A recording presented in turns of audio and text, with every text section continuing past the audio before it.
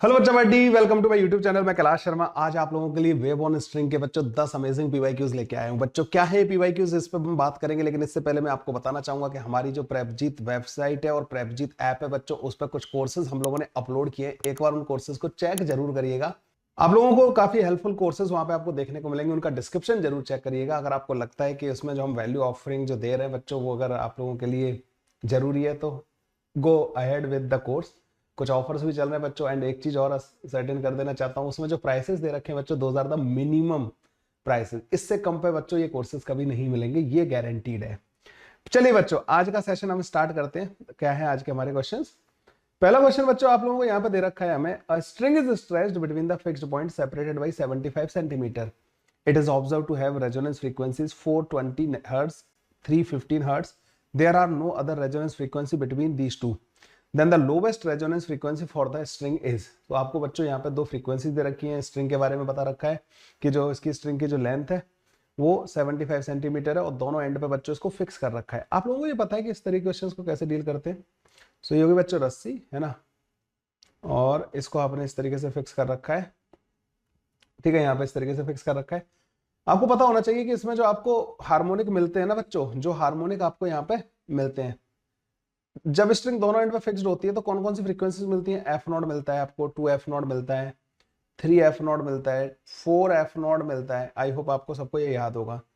5 F not मिलता है। मतलब दो सक्सेसिव फ्रीक्वेंसीज जिसके लिए ये वायर रेजोनेंस कर रहा होता है, उनका जो डिफरेंस होता है वो फंडामेंटल फ्रीक्वेंसी के बराबर होता है। फंडामेंटल फ्रीक्वेंसी मतलब एफ नॉट के बराबर है। देखो किन्हीं भी दो सक्सेसिव का अगर डिफरेंस देखोगे तो एफ नॉट के बराबर आ रहा होगा। तो इन्होंने बोला कि 420 और 315 के बीच में कोई और रेजोनेंस नहीं हो रहा है, कोई और फ्रीक्वेंसी नहीं मिल रही जिस पर रेजोनेंस हो रहा है। तो मतलब इनका जो डिफरेंस होगा 315 और 420 का, वही बच्चों फंडामेंटल फ्रीक्वेंसी के बराबर होगा। ठीक है, ये वाली एक फ्रीक्वेंसी और उससे अगली वाली फ्रीक्वेंसी है, तो इनका डिफरेंस एफ नॉट के बराबर होगा। तो डिफरेंस आ जाएगा बच्चों 420 माइनस का 315 के बराबर। तो एफ नॉट की वैल्यू बच्चों हमारे पास 105 हर्ट्ज के बराबर आ जाएगी बच्चों। ये इस सिस्टम की जो है रेजोनेंस फ्रीक्वेंसी होगी। ठीक है, तो बी ऑप्शन बच्चों हमारे पास करेक्ट ऑप्शन आ जाएगा। That is the answer to this question. Okay, अगले क्वेश्चन पे आ जाते हैं बच्चों। A wave traveling along the x-axis is described by the equation y x comma t is equal to 0.005 cos alpha x minus का beta t. If the wavelength at the time period of the wave are 0.08 meter and 2 second respectively, then alpha and beta, ये यहाँ पे बच्चों alpha होगा। ठीक है, alpha and beta in appropriate units are। मैंने ज्यादातर क्वेश्चन देखे बच्चों, जो वेव ऑन स्ट्रिंग से क्वेश्चन पूछे गए ना, वो ज्यादातर मतलब इक्वेशन वाले क्वेश्चन थे। इजी क्वेश्चन आते हैं इससे ना। आप लोगों को पता होगा कि जो x का जो कोफिशिएंट होता है ना बच्चों, वो k होता है ना, और k की वैल्यू बच्चों होती है, जो एंगुलर वेव नंबर होता है ना, वो 2 पाई बाई लैम्डा के बराबर। तो 2 पाई बाई लैम्डा, और ये बच्चों k होता है। तो k क्या दे रखा है इन्होंने? अल्फा दे रखा है। तो अल्फा की वैल्यू बच्चों हमारे पास क्या आ जाएगी? 2 पाई बाई लैम्डा। लैम्डा कितना दे रखा है? ये दे रखा है। तो ये हो जाएगा 200 पाई डिवाइडेड बाई 8 के बराबर हो जाएगा, है ना। 200 पाई डिवाइडेड बाई 8 के बराबर हो जाएगा। तो 25 पाई के बराबर आ जाएगा अल्फा जो है ना। तो अल्फा बच्चों कितना आ जाएगा बच्चों? 25 पाई के बराबर। अल्फा जो है 25 पाई के बराबर बच्चों एक ही ऑप्शन में दे रखा है। मुझे लगता है कि हमें ज्यादा कुछ सोचने की जरूरत ही नहीं है। बीटा बच्चों फिर डायरेक्ट ही आ जाएगा। वैसे बीटा पता करने के लिए क्या करना था? ओमेगा को इन्होंने बीटा बोला है, और ओमेगा जो होता है ना बच्चों, वो 2 pi divide by time period होता है ना। 2 pi divide by time period होता है। टाइम पीरियड बच्चों उन्होंने 2 सेकंड के बराबर दे रखा है। तो बीटा की वैल्यू बच्चों पाई के बराबर आ जाएगी, लेकिन इसकी जरूरत ही नहीं थी। ऑप्शन ही इस तरीके से दे रखे थे कि जैसे ही आपने अल्फा कैलकुलेट किया उससे हमारा क्वेश्चन खत्म हो गया। ज्यादातर क्वेश्चन में इक्वेशन दे रखी होगी, स्पीड ऑफ द वेव पूछेंगे, ऐसे क्वेश्चन आते हैं इस वाले टॉपिक पे ना। चलो, आप लोगों ने किए भी होंगे। The equation of the wave on a string has linear mass density दे रखी है बच्चों 0.04 किलोग्राम पर metre is given by the equation. ये देखो बच्चों, इक्वेशन ऑफ द वेव हमें ऐसे दे रखी है। The tension in the string will be. String में टेंशन क्या होगा ये पूछा है इन्होंने। अब टेंशन का कौन सा रिलेशन होता है बच्चों ना? रस्सी का टेंशन किससे रिलेट हो रहा होता है? स्पीड से। v इक्वल टू रूट के अंदर t डिवाइडेड बाई म्यू होता है ना, यही होता है ना बच्चों। तो टेंशन जो होता है ना t, वो म्यू इंटू वी स्क्वायर के बराबर होता है। t जो होता है बच्चों, म्यू इंटू वी स्क्वायर के बराबर होता है। v कैसे कैलकुलेट करवाएंगे बच्चों हम यहाँ से? देखो, इसको इक्वेशन को क्या मैं ऐसे लिख सकता हूँ? y इक्वल टू 0.02 साइन 2 पाई को अंदर ले जाओ बच्चों ना, 2 पाई डिवाइड बाई 0.04, तो ये हो जाएगा 200 डिवाइडेड बाई 4। तो ये बन जाएगा बच्चों 50 पाई के बराबर, 50 पाई टी माइनस का 2 पाई को इधर ले जाओ बच्चों, यहाँ पे 20 डिवाइडेड बाई 5 आएगा तो 4 पाई एक्स, ये लो 4 पाई एक्स, ये आ गया बच्चों हमारे पास ना, इस तरीके से आ गया। y का जो इक्वेशन आया ना वो ये आ गया। तो बच्चों x का जो कोफिशिएंट है ना वो k है, ठीक है। k होता है बच्चों 2 पाई बाई लैम्डा के बराबर। तो k की वैल्यू रख दो बच्चों 4 पाई, तो यहाँ से लैम्डा की वैल्यू आ जाएगी बच्चों तुम्हारे पास 0.5 मीटर के बराबर, ठीक है। लैम्डा की वैल्यू आ गई हमारे पास। दूसरा होता है बच्चों जो ओमेगा है ना, वहाँ यहाँ पे ओमेगा, वो बच्चों 50 पाई के बराबर है, ठीक है। ओमेगा यहाँ पे 50 पाई के बराबर है। क्या आपको टाइम पीरियड पता है? टाइम पीरियड होता है 2 पाई बाई ओमेगा के बराबर। तो 2 पाई बाई ओमेगा, तो इससे ये टाइम पीरियड आ जाएगा बच्चों 1/25 सेकेंड के बराबर टाइम पीरियड आ गया। v इक्वल टू होता है बच्चों v इंटू टी, जो होता है ना वो लैम्डा के बराबर होता है। तो v की वैल्यू आ जाएगी लैम्डा डिवाइडेड बाई टी के बराबर। लैम्डा यहाँ पे कितना दे रखा है? 1/2 के बराबर। टी कितना दे रखा है? 1/25 के बराबर। तो v आ जाएगा 12.5 मीटर पर सेकेंड के बराबर। v आ गया हमारे पास। अब v को बच्चों यहाँ पे ले जाकर पुट कर दो, तो टेंशन जो आएगा ना, अच्छा ये t और ये t अलग है, इसको ना टाइम पीरियड वाला t बच्चों ये वाला यूज करना, टेंशन वाला t मैं ये वाला यूज कर रहा हूँ, ठीक है। टाइम पीरियड वाला ये यूज करना, ओके। तो जो टेंशन आएगा ना बच्चों म्यू, जो कि 0.04 के बराबर इंटू वी का स्क्वायर, ये 25/2 है, तो ये हो जाएगा बच्चों 625 डिवाइडेड बाई 4 के बराबर। तो टेंशन आ जाएगा बच्चों 6.25 न्यूटन के बराबर। 6.25 न्यूटन के बराबर बच्चों टेंशन हमारे पास आ जाएगी। D option will be the correct option. 6.25 Newton के बराबर आ जाएगा बच्चों। अगले क्वेश्चन पे आ जाता है बच्चों। The transverse displacement y equal to e to the power minus का ए एक्स स्क्वायर प्लस का बी टी स्क्वायर प्लस का 2 root A B X T, this represent a wave. Wave के बारे में बच्चों ये बात कर रहे हैं, ठीक है। ओके देखो बच्चों, इस वाले क्वेश्चन को करने के लिए हम लोग क्या करेंगे, पहले तो मैं इसको थोड़ा सा मॉडिफाई करके लिख लेता हूँ इस इक्वेशन को ना। इस इक्वेशन को लिखता हूँ बच्चों ई टू द पावर माइनस का, देखो ये कुछ ऐसा लिख सकता हूँ कि मैं रूट के अंदर a इंटू एक्स प्लस का रूट के अंदर b इंटू टी का स्क्वायर, ऐसे लिख सकता हूँ मैं इसको। आप बोलोगे यस सर बिल्कुल लिख सकते हैं हम इसको। आपको पता है बच्चों y at any x at any time t, पता है क्या होता है? y at x equal to 0 at t minus का x अपॉन v, ठीक है। यही होता है ना भाई। कोई भी डिस्टर्बेंस अगर x इक्वल टू 0 पे था तो वो किसी भी x पे कितने देर बाद पहुंचता है? x अपॉन v टाइम बाद।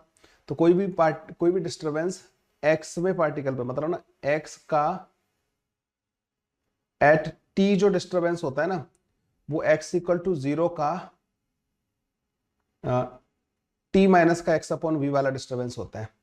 मतलब वो चीज पहले x इक्वल टू 0 पे हो चुकी होती है, ठीक है। x इक्वल टू 0 पे पहले ही हो चुकी होती है। कितना पहले हो चुकी होती है? कोई भी डिस्टर्बेंस x इक्वल टू 0 पे हो रहा है, उसको x पे पहुंचने में कितना टाइम लगता है?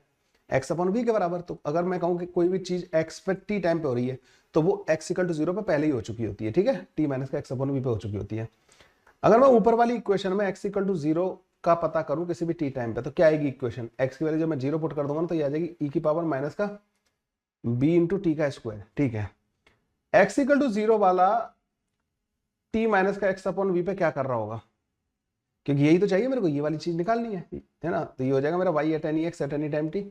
अच्छा इसका एक शॉर्टकट भी बताऊंगा, ठीक है।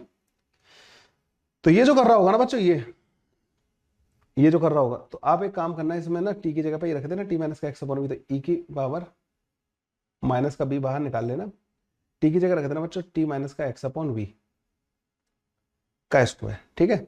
तो y at any x at any time t जो आया ना बच्चों, वो आ जाएगा हमारे पास e to the power, minus को अंदर इधर ही रहने देना, रूट के अंदर b इंटू टी माइनस का रूट के अंदर b into x divided by v, ठीक है। ये बन गया। अब इस इक्वेशन को और इस इक्वेशन को कंपेयर कर दो। यहाँ पर रूट के अंदर बी टी तो दिखाई दे रहा है, लेकिन x का कोफिशिएंट क्या है बच्चों? रूट के अंदर a। तो जो रूट के अंदर a है ना बच्चों, वो रूट के अंदर b डिवाइड बाई v के बराबर होगा। तो v की वैल्यू जो आ जाएगी ना बच्चों, रूट के अंदर b डिवाइडेड बाई a के बराबर आ जाएगी। लो जी, ये हमारा आंसर आ जाएगा, ठीक है। तो रूट के अंदर b डिवाइड बाई a के बराबर हमारे पास आ जाएगी। अच्छा जब भी बच्चों x और t का जो कोफिशिएंट है ना वो सेम साइन का जब होता है ना, x और t का जो कोफिशिएंट है वो सेम साइन का अगर होता है तो वेव नेगेटिव x डायरेक्शन में जा रही होती है। तो वेव बच्चों नेगेटिव x डायरेक्शन में मूव कर रही होगी with the speed of this. अच्छा और कोई तरीका है क्या सर इसको करने का? बच्चों देखो वैसे तो कोई यहाँ पर लगेगा नहीं k वाला फॉर्मूला, लेकिन आप ऐसे लगा सकते हो कि सर ये k की तरह काम करेगा और ये ओमेगा की तरह काम करेगा, है ना। ओमेगा डिवाइड बाई v जो होता था वो हमें पता है कि k होता था, मतलब लगा लो। वैसे वो सिंपल हार्मोनिक वेव के लिए होता है, लेकिन लग जाता है ना ऐसे केसेस में भी। तो आप यहाँ से भी लिख दोगे सर v जो ओमेगा जो रूट के अंदर b हो गया और के का काम जो कर रहा है वो रूट के अंदर ए कर रहा है, ऐसे भी कर सकते हो, ठीक है, रूट के अंदर भी अपॉन ए आ जाएगा ऐसे, मतलब आप लोगों में से बहुतों ने ऐसे ही किया होगा मेरे ख्याल से ना। लेकिन बच्चों जो इसका प्रॉपर वे ऑफ डूइंग है ना वो ये है, मतलब जो उसकी वेव की इक्वेशन हम डेराइव करना जहाँ से सीखते हैं ना, उस डेरिवेशन से आता है बच्चों ये सारा के सारा ना। चलिए बच्चों अगले क्वेश्चन पे चलते हैं, रुकते नहीं है मतलब ना, क्वेश्चन पे आगे बढ़ते रहते हैं। अब यहाँ पे एक ट्रैवलिंग वेव दे रखी है, travelling wave represented by Y equal to A sine omega T minus का K X is superimpose to another wave represented by Y equal to A sine omega T plus का K X. ये दो wave है जो एक दूसरे के opposite जा रही है और दोनों के एम्पलीट्यूड बराबर है, तो द रिजल्टेंट, रिजल्टेंट क्या बनेगा, दो वेव एक दूसरे के अपोजिट जा रही होती है एक ही मीडियम में, और अच्छा अपोजिट कैसे पता चला मेरे को, ओमेगा टी और इसका जैसे ओमेगा टी और के एक्स का जो साइन है ना बच्चों वो अपोजिट है, तो ये पॉजिटिव एक्स डायरेक्शन में जा रही होगी। ओमेगा टी और के एक्स का साइन जब सेम साइन होता है तो ये नेगेटिव एक्स डायरेक्शन में जा रही होगी, तो इनसे बनती है बच्चों स्टैंडिंग वेव, ठीक है। तो जैसे अगर मैं इसको सॉल्व करूं यहाँ पे, तो इस स्टैंडिंग वेव की इक्वेशन क्या आएगी, तो वाई आ जाएगा यहाँ पे बच्चों ए साइन ओमेगा टी है ना, माइनस का के एक्स प्लस का ए साइन ओमेगा टी प्लस का के एक्स, ठीक है। इसका कर देना बच्चों, इसको सॉल्व कर लेना, तो ये बन जाएगा बच्चों sine A plus A minus B plus का साइन ए प्लस बी लगा देना यहाँ पे, तो sine A minus B plus का साइन ए प्लस बी, तो two sine A cos B आ जाएगा, two sine omega T cos K X आ जाएगा बच्चों। इसको आप ऐसे लिख सकते हो टू कॉस, सॉरी यहाँ पे ए भी आएगा,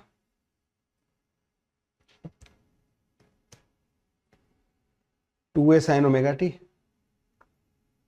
कॉस के एक्स, ये आ जाएगा बच्चों two A cos K X into sine omega T, ठीक है। ये होता है एम्पलीट्यूड। अब यहाँ पे तुम्हें इससे पता लग रहा है कि x इक्वल टू जीरो पे एम्पलीट्यूड मैक्सिमम आएगा, ये एम्पलीट्यूड है, तो x इक्वल टू जीरो बच्चों एंटी नोड होगा, ठीक है। तो स्टैंडिंग वेव हैविंग नोड्स, तो क्या x इक्वल टू जीरो पे नोड होगा, नहीं, x इक्वल टू जीरो पे नोड नहीं होगा, तो ये तो गलत हो गया। अच्छा ये ट्रैवलिंग वेव आएगी, नहीं ये ट्रैवलिंग वेव आएगी, नहीं स्टैंडिंग वेव आएगी। ये कह रहा है कि n इक्वल टू जीरो रखो, x इक्वल टू जीरो पे नोड आएगा, नहीं भाई x इक्वल टू जीरो पे एंटी नोड आएगा, तो ये वाला डी ऑप्शन करेक्ट आ रहा होगा, सी गलत हो जाएगा। ये कह रहे हैं नोड कहाँ पे आएगा, अच्छा नोड आएगा कहाँ, पहला वाला नोड जो आएगा लैम्डा बाई 4 पे, तो यहाँ पे n की वैल्यू जब जीरो रखोगे ना तो 1/2 into lambda by 2 lambda by 4 हो जाएगा, ठीक है, तो ये वाली सही हो जाएगी। तो ये बच्चों स्टैंडिंग वेव की इक्वेशन थी, काम खत्म। देखो ज्यादा मतलब डिफिकल्ट क्वेश्चन नहीं आते इससे ना, ज्यादा डरना मत तुम ना पेपर में। अगले क्वेश्चन पे आ जाओ बच्चों, a sonometer wire of the length 1.5 metre is made of the steel, the tension in it produces an elastic strain of 1%. What is the fundamental frequency of the steel if the density and the elasticity of the steel are 7.7 into 10 to the power 3 and 2.2 into 10 to the power 11? तो यहाँ पे बच्चों fundamental frequency के बारे में बात करो, density and elasticity इन्होंने हमें दे रखी है, डेंसिटी एंड इलास्टिसिटी। अब देखो भाई स्टील वायर है सोनोमीटर में, मतलब तुम्हें पता होगा कि एक तरीके से सोनोमीटर अरेंजमेंट क्या होता है, पहले मैं आपको थोड़ा सा उसके बारे में आइडिया देता हूँ। सोनोमीटर बच्चों बहुत सिंपल सा अरेंजमेंट है इस तरीके का कि यहाँ पे एक जैसे वायर होता है इस तरीके से, और ये पुली के ऊपर से पास हो रहा होता है, और यहाँ पे बच्चों आपने वेट लटका रखा होता है, ठीक है। सोनोमीटर का थोड़ा सा अरेंजमेंट आप लोगों को देख लेना चाहिए, और यहाँ पे बच्चों एक पुली लगी रहती है, और बच्चों ये हो गया इस तरीके से आ गया, ये इधर आ गया है ना, तो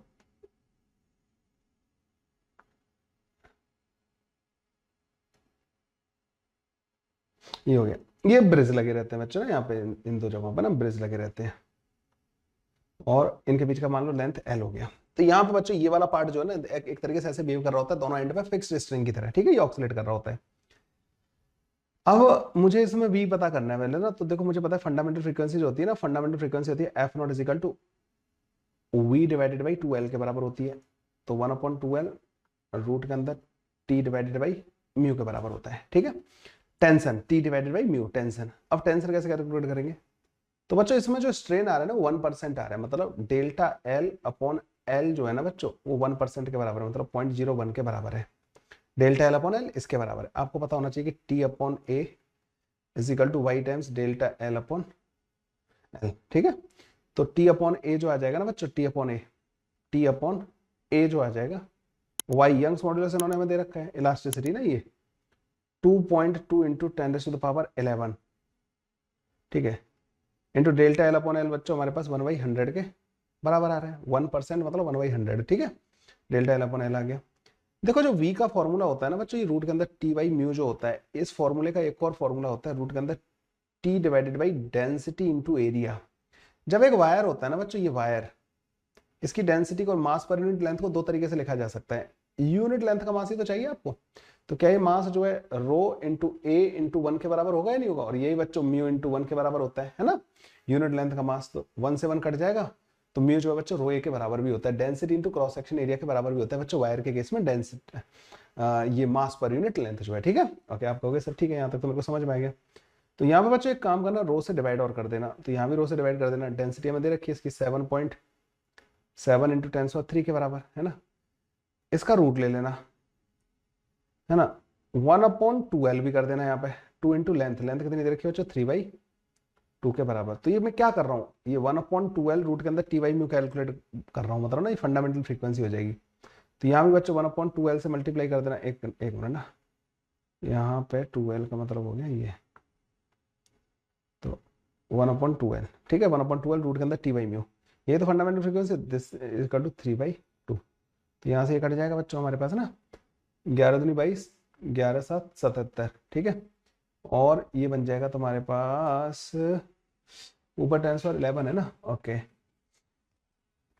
और क्या बचा यहाँ पे, 3 और 2 5, तो ऊपर बचेगा बच्चों 20/7 इंटू 3 और 2 5। अच्छा यहाँ पे 21 आएगा, 21, ये 3, एक 3 और बचेगा ना, 7 21।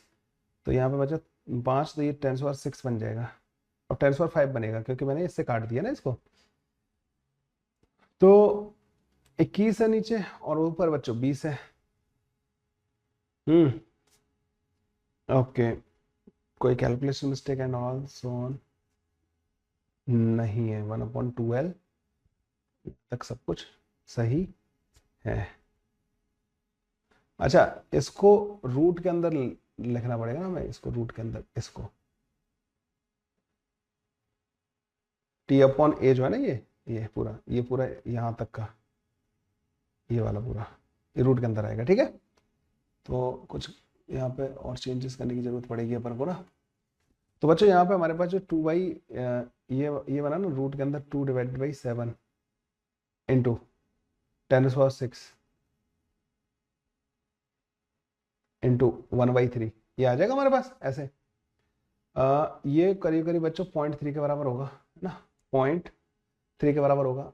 एक काम करना, 0.3 को अगर मैं बाहर निकालूं तो 0.55, करीब करीब 0.55 इंटू 10⁻³ डिवाइड बाई 3, तो ये आ रहा होगा बच्चों कुछ 550 डिवाइड बाई 3 के बराबर। 18 54 कुछ 180 के करीब आ रहा होगा बच्चों आंसर ना, 180 के करीब कौन सा आंसर आ रहा होगा, बी ऑप्शन। अरे इसमें तो काफी क्लोज दे दिया इन्होंने ना, 188 वाला भी दे दिया, 178 वाला भी दे दिया। तो 3 से मैंने 2 को 21 को काटते हैं इससे ना, तो ये 0.55 से थोड़ा कम आएगा, 0.54, मतलब मेरे ख्याल से बी ऑप्शन बच्चों करेक्ट ऑप्शन आना चाहिए इसका ना। Let's see what is the answer. Yes, B option is the correct option. Calculation बहुत गंदी थी भाई इस वाले की ना, इलास्टिसिटी और ये दोनों मिक्स करके क्वेश्चन दे दिया ये वाला ना, बढ़िया क्वेश्चन था। चलिए बच्चों अगले क्वेश्चन पे चलते हैं। A uniform string of length 20 metre is suspended from a rigid support। ठीक है भाई, 20 मीटर की एक रस्सी है, सस्पेंड कर रखी है। A short wave pulse is introduced at its lowest end। ठीक है, it start moving up, the time taken to reach the support is। तो बच्चों ये कह रहे हैं यहाँ पे कि एक रस्सी है ऐसे लटकी हुई है, 20 मीटर की है, उसके नीचे वाले एंड पे आपने एक पल्स क्रिएट कर दी, और वो पल्स ऊपर की तरफ जा रही है। उसको ऊपर तक पहुंचने में कितना टाइम लगेगा बच्चों, that time we have to calculate, ठीक है। जब ये पल्स बच्चों इस जगह होगी, नीचे से x डिस्टेंस ऑलरेडी ट्रेवल कर चुकी होगी, तो यहाँ पर जो टेंशन होगा ना बच्चों, x डिस्टेंस पर जो टेंशन होगा, टी एट एनी x जो होगा, m divided by l into X into G के बराबर होगा। टेंशन यही होगा, m divided by l into X into G के बराबर होगा। टेंशन हमारे पास ये आ जाएगा। तो बच्चों यहाँ पर जो स्पीड आएगी ना v, वो रूट के अंदर t डिवाइडेड बाई म्यू के बराबर आएगी। म्यू होगा बच्चों m अपॉन l के बराबर, तो ये आ जाएगा बच्चों रूट के अंदर x इंटू जी के बराबर। जब बच्चों वेलोसिटी ऐसे आती है ना, तो एक्सेलरेशन जो आता है ना, वो v into D V by dx के बराबर होता है। तो एक्सेलरेशन अगर मैं कैलकुलेट करूँ इस पल्स का किसी भी x पे, तो रूट के अंदर x इंटू जी इंटू इसका डिफरेंशिएशन, रूट जी तो अलग कर लेना, 1/2 रूट x आएगा।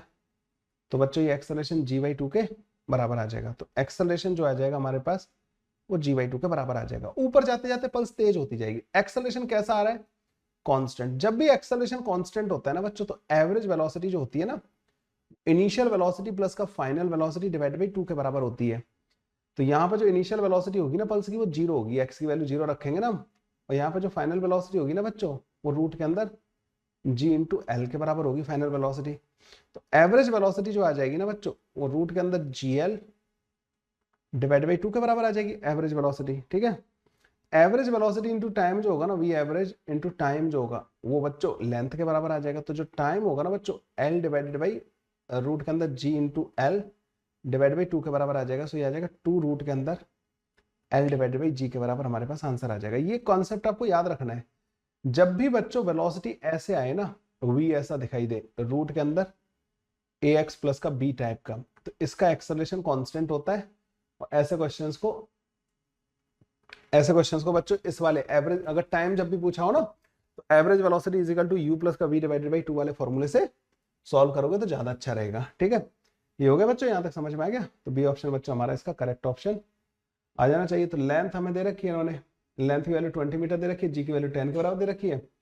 तो जब मैं यहाँ पे एल की वैल्यू बच्चों 20 डिवाइड बाई 10 पुट करूंगा ना, तो ये √2 आ जाएगा। तो 2 √2 will be the answer. B option बच्चों इसका करेक्ट ऑप्शन हमारे पास आ जाएगा। ये भी एक बढ़िया क्वेश्चन है। चलिए बच्चों नेक्स्ट क्वेश्चन पे आते हैं। A string of length 1 metre and the mass 5 gram is fixed at both end. रस्सी का मास दे रखा है, लेंथ दे रखी है। The tension in the string is 8 Newton. जब भी बच्चों टेंशन और मास और लेंथ दे रखे होते हैं ना, मेरे दिमाग में आता है कि बी तो पहले ही कैलकुलेट कर डालो इसका। ठीक है, ऐसा तुम्हारे दिमाग में भी आता है ना? बताना मुझे कमेंट करके। The string is set into vibration using an external vibrator of the frequency 100 Hz। आपने एक वाइब्रेटर यूज किया और उससे मतलब आपने 100 Hz फ्रीक्वेंसी का, और इसको स्ट्रिंग को वाइब्रेशन में सेट कर दिया। The separation between the successive notes, separation between the successive note जो होगा ना बच्चों, वो आप लोगों से इन्होंने पूछ लिया कि दो सक्सेसिव नोट के बीच का सेपरेशन कितना होता है। तो distance between two successive note जो होता है ना बच्चों, टू सक्सेसिव नोट्स जो होता है बच्चों, वो λ/2 के बराबर होता है। मतलब तुम्हें लैम्डा कैलकुलेट करना है। OV equal to F lambda होता है बच्चों वेव के लिए। तो लैम्डा जो आ जाएगा ना बच्चों, V डिवाइडेड बाई एफ के बराबर आ जाएगा। OV की वैल्यू जो होती है ना, रूट के अंदर T डिवाइड बाई म्यू होती है। म्यू मतलब मास डिवाइडेड बाई लेंथ। तो इसको लिख देना, रूट के अंदर T कितना है बच्चों, 8 न्यूटन के बराबर। लेंथ कितनी है, 1 मीटर के बराबर। मास कितना है बच्चों, 5 × 10⁻³ के बराबर। ये बच्चों जब ऊपर जाएगा ना, तो ये 10⁻8000 डिवाइड बाई 5 हो जाएगा। ये 1600 हो जाएगा बच्चों ना, 1600। तो यहां से आ जाएगा बच्चों 40 मीटर पर सेकेंड। ठीक है, तो लैम्डा की वैल्यू बच्चों 40 डिवाइड बाई फ्रीक्वेंसी 100 हर्ट्ज के बराबर है, 40 सेंटीमीटर आ जाएगा लैम्डा। λ/2 दो नोड के बीच का जो डिस्टेंस है वो 20 सेंटीमीटर के बराबर हमारा आंसर आ जाएगा। यही पूछा है हमसे इन्होंने कि दो नोड के बीच का डिस्टेंस क्या होगा। क्लियर है भाई, दो सक्सेसिव नोड के बीच का डिस्टेंस ये आ जाएगा। अगले क्वेश्चन पे आते हैं बच्चों। Equation of a travelling wave on a stretched string of linear mass density 5 gram per metre is this. The distance and the time measured in SI units. The tension in the string. अब ये tension पूछ रहे हैं बच्चों। आपको पता है बच्चों, जो इक्वेशन जो दे रखी है ना इन्होंने, इसमें आपको पता होगा ये ओमेगा होता है और ये बच्चों के होता है। के की वैल्यू जो होती है ना बच्चों, ओमेगा डिवाइडेड बाई वी के बराबर होती है। तो वी आ जाएगा बच्चों ओमेगा जो कि 450 के बराबर है, और वी जो सॉरी के जो 9 के बराबर है। तो ये 50 मीटर पर सेकंड आ जाएगा वी का वैल्यू ना। वी का वैल्यू बच्चों हमारे पास 50 मीटर पर सेकंड के बराबर आ गया। वी इक्वल टू जो होता है ना, वो रूट के अंदर टी डिवाइडेड बाई म्यू के बराबर होता है। तो टी जो होता है ना बच्चों, वो म्यू इंटू वी स्क्वायर होता है। तो टी की वैल्यू म्यू जो कि 5 ग्राम, ग्राम मतलब 10⁻³ इंटू वी का स्क्वायर मतलब 50 इंटू 50, ये तो हो जाएगा 2500 के बराबर है ना। तो टी की वैल्यू आ जाएगी बच्चों यहाँ पर 12.5 न्यूटन के बराबर। ये आ जाएगा बच्चों हमारा आंसर। ठीक है, ऐसे हो जाते हैं बच्चों ये वाले क्वेश्चन सॉल्व। 12.5 न्यूटन के बराबर बच्चों यहाँ पे हमारे पास इसका टेंशन इस वाले केस में आ रहा होगा। अगले क्वेश्चन पे चलते हैं। ज्यादातर क्वेश्चंस का पैटर्न फिक्स है ना, आप लोगों ये ऑब्जर्व कर रहे हो नहीं कर रहे हो, इस वाले पार्ट में मतलब ज्यादा तुम्हें वरी करने की जरूरत नहीं होगी। अगला क्वेश्चन कह रहा है कि travelling harmonic wave is represented by this equation. ठीक है भाई, एक इक्वेशन दे दी हमें, X and Y are in metre, T in second, which of the following is the correct statement about the wave, इनमें से कौन सा। तो वेव किधर जा रही है, तो पहले तो बच्चों मैं वेव की डायरेक्शन देखने के लिए ना इन दोनों के साइन देखता हूँ। तो टी और एक्स का जो कोफिशिएंट है ना बच्चों, उन दोनों का साइन सेम है, इसका और इसका, दोनों का साइन बच्चों सेम है, ये भी पॉजिटिव और ये भी पॉजिटिव है। तो वेव बच्चों पहले तो नेगेटिव एक्स डायरेक्शन में जा रही है, ठीक है, नेगेटिव एक्स डायरेक्शन में वेव जो है जा रही है, ठीक है। ये वाली बात क्लियर हो गई आप सब लोगों को कि वेव नेगेटिव एक्स डायरेक्शन में जा रही है। तो पहले तो जो नेगेटिव एक्स डायरेक्शन वाले जो ऑप्शन है ना वो होंगे। अब इसकी स्पीड क्या होगी, तो यहाँ पे जो k है ना बच्चों वो 2 के बराबर है, ओमेगा जो है बच्चों वो हमारे पास 50 के बराबर है, और k जो होता है ना बच्चों वो ओमेगा डिवाइड बाई v के बराबर होता है। तो k की वैल्यू 2 आ जाएगी, तो v आ जाएगा बच्चों हमारे पास ओमेगा डिवाइडेड बाई 2 के बराबर, मतलब 25 मीटर पर सेकंड के बराबर। तो 25 मीटर पर सेकंड तो यहाँ पे दे रखा है, ठीक है, सही लिखा ना मैंने। ओमेगा जो है 50 के बराबर है, ओमेगा बाई v 2 के बराबर आना चाहिए, तो v 25 मीटर पर सेकंड होगा। तो the wave is propagating along the negative X direction with 25 metre per second. A option बच्चों हमारा करेक्ट ऑप्शन आ जाएगा। कैसे लगे बच्चों वेव ऑन स्ट्रिंग के क्वेश्चन, ज्यादा डिफिकल्ट नहीं थे, मतलब बड़े आराम से आप लोगों से हो भी गए होंगे। तो आज के लिए बच्चों बस इतना ही। अगर अब आप लोगों ने, अगर आप मेरे इस चैनल पर नए हैं तो चैनल को सब्सक्राइब कर लेना, क्योंकि ऐसा कंटेंट मैं यहाँ पर डेली 60 क्वेश्चंस बच्चों को अपने बच्चों को पीवाईक्यूज करवा रहा हूँ। कंटेंट बहुत है बच्चों, बहुत मेहनत करनी पड़ रही है, मतलब ना मैं लगा रहता हूँ, मतलब ना सच बता रहा हूँ, 6 वीडियो रिकॉर्ड करने में, सिर्फ रिकॉर्ड करने में, सिलेक्शन टाइपिंग करवाना वो सब तो अलग बात है, रिकॉर्ड करने में 5 घंटे का टाइम लग जाता है। आप कहोगे सर ये तो 30 मिनट के वीडियो होते हैं, लेकिन इनको रिकॉर्ड करना, सेट करना, कई बार गलती हो जाती है कोई, तो वो सब काट पीट करना, इट टेक्स टाइम। चलो बच्चों मिलते हैं नेक्स्ट वीडियो में।